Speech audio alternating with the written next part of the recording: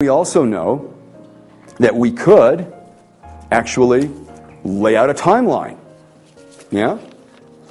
We could have it go all the way out here in the future. And we could stretch it out. Thank you.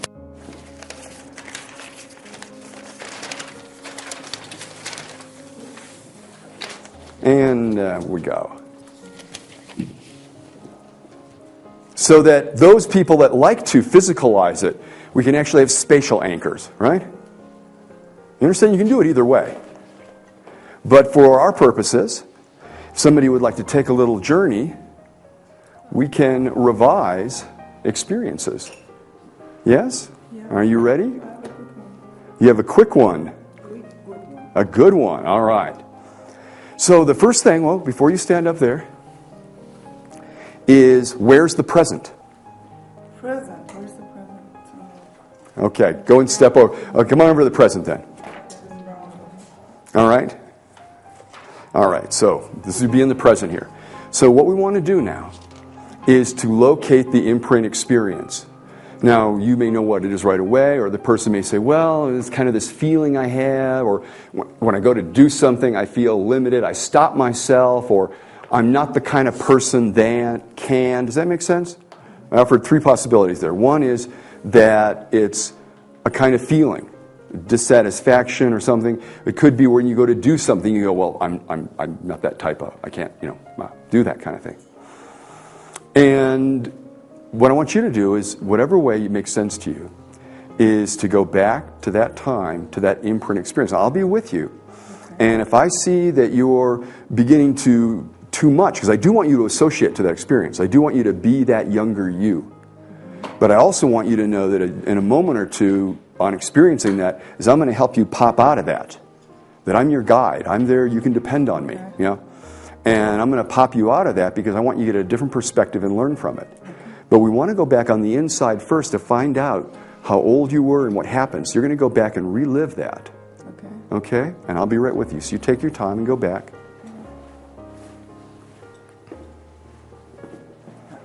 Okay, and go into that experience. And here you speak about and see what you see and hear what you hear, that younger you, and replay that experience. Do I need to tell you? You can tell me just a word or two, a little bit.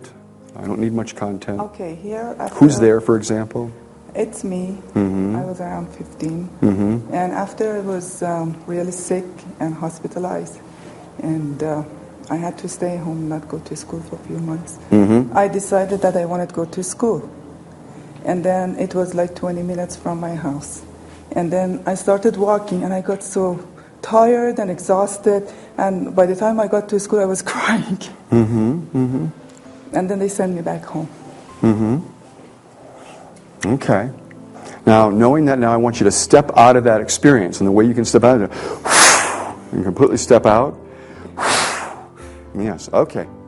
Now, I do have a question about this. In the sense is, what belief, what idea did you get from that experience? Because it's different. Remember, this could be, it definitely is a painful experience, something that was less than resourceful, and so we'd want to do something to remediate it. On the other hand, an imprint has the quality of where a belief, an idea of self or world was formed. So I think I started believing that the sickness made me really weak. Mm-hmm. And ever since, I get tired easily.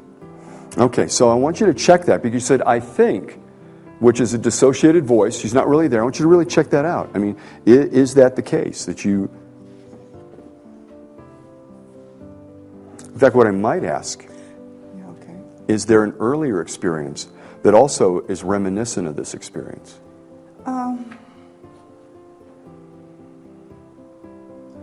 Yeah, I remember a time that we went to this picnic and we stayed late, and then the transportation wasn't there, and I was extremely tired. And how old are you now?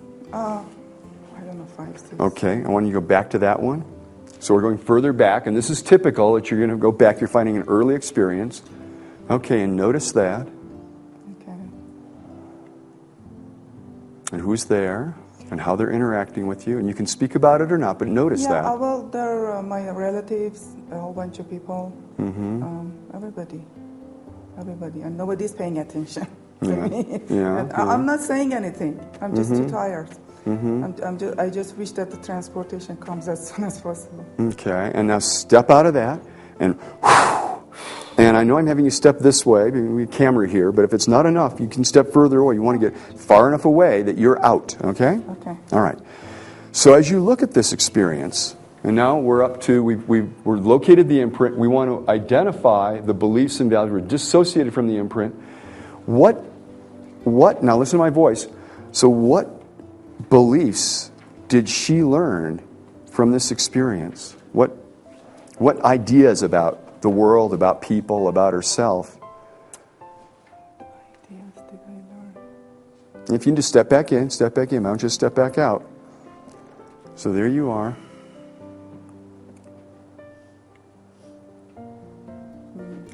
That was too much for me, being out the whole day. And I didn't say anything, so nobody knew.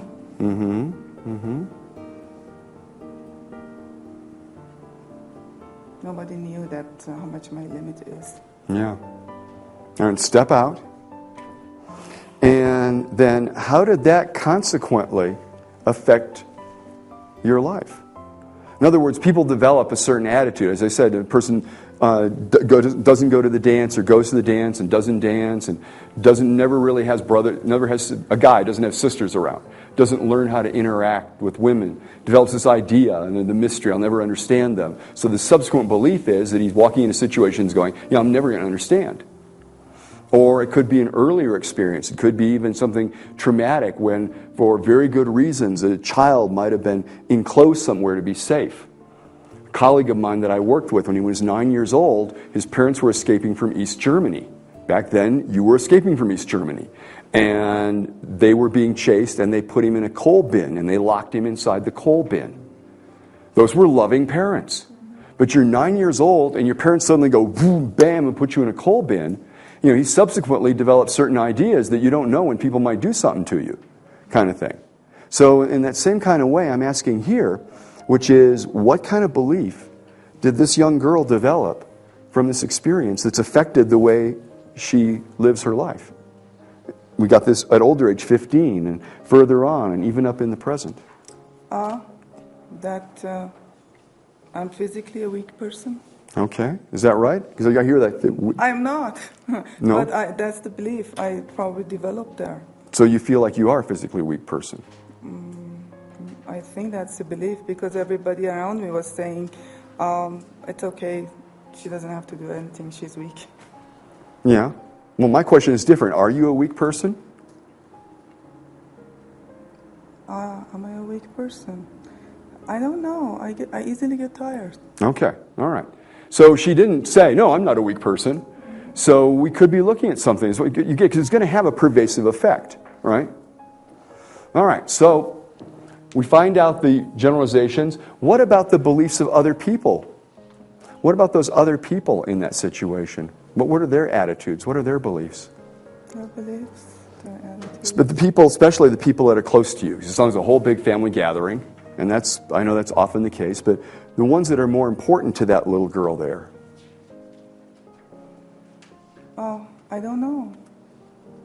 Well, we're going to have you wonder about that, because I would guess it's something like, oh, isn't it good we don't have to bother with her? We don't need to give her any attention. She's really quiet.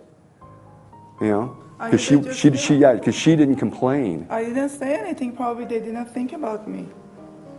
You think? That she's tired. Yeah. Yeah, I didn't say anything. Yeah. Okay.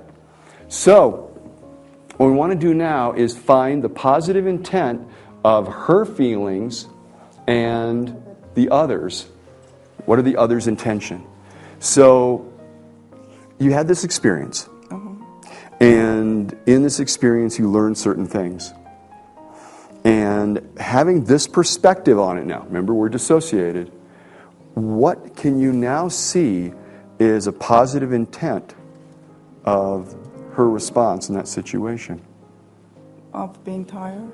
Of the way she reacted. She didn't say anything to anybody about it, and she was quiet. I never learned to say it, to complain. Well, I know you never learned to complain. No, I complain a lot, but Yeah.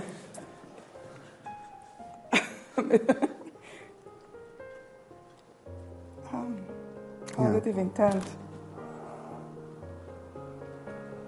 Probably I didn't want to bother anybody. Yeah. I didn't want to make anybody feel bad.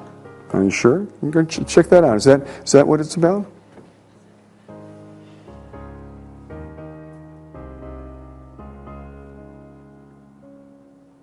Come on back out. I don't know.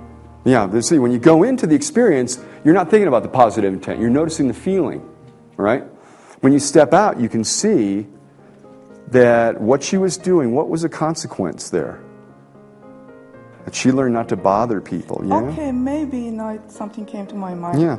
I didn't want to complain so that they would take me along all the time.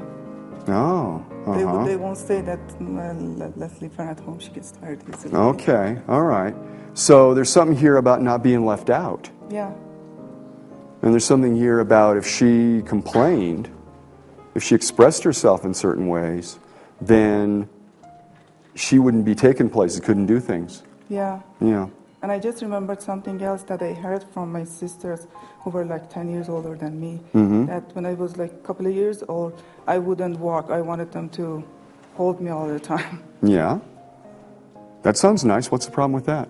I don't know. Maybe they had problem with it. Well, we don't know. Are your sisters there? Yeah. Yeah. What's their intention? My sister's intention. Yeah. Now we say positive intent. Really, another way of saying positive intent is what's the person's intent? Because that's really, if somebody's trying to control you, for example, what's their intent? They're trying to make the situation manageable for them. And the only way they knew how to do that was to control you. Or the example of being locked in the coal bin was, their positive intent there was not to let their son, be taken by the East German police. So we're looking, what is the intent of those people in that situation? I think they wanted to be comfortable. Mm-hmm. Not to have to worry about me. Okay. And if they're not worrying about you, what do they get to do? Just do what they want to. Okay. What makes them happy. Okay. And that's all right. Now, knowing that, what we want to do is identify some resources that would make this more the kind of movie that you would want to live. Because in terms of imprints, this is not traumatic, yes? And in that way, it's actually good, because a lot of imprint experiences don't have to have strum and angst and everything. Here's a case where someone who was learning to be quiet, if I don't be quiet, I'm going to be left alone, and I won't be taken along, and goes up through life and has the experience of, I better be careful around people, I better make sure that everybody's all right. And you could understand how that experience could be a limit in life, because it's so well practiced. You can see the generative change coming, can't you? If something like this, an attitude about life, which is a belief, were to change, what becomes possible? So my question to you is, in what way could that little girl, with what resources, could she have acted, been a person who could have been more resourceful, that would have made this movie have a very different and more lovely story? More resourceful. Now, this could be a feeling of feeling resourceful, or it could have been the knowledge that she would eventually get to go home. When you're really little, time seems longer because you haven't been alive as long. It actually is longer because you haven't been alive as long. And another could be that she knows something about herself, about the situation. So there's a whole bunch of ways that we can add a resource. The resource isn't only a state, it could be a strategy. It isn't only a strategy, it could be an attitude. It isn't only an attitude, it could be knowing something. Yeah, I probably didn't think that I would give her a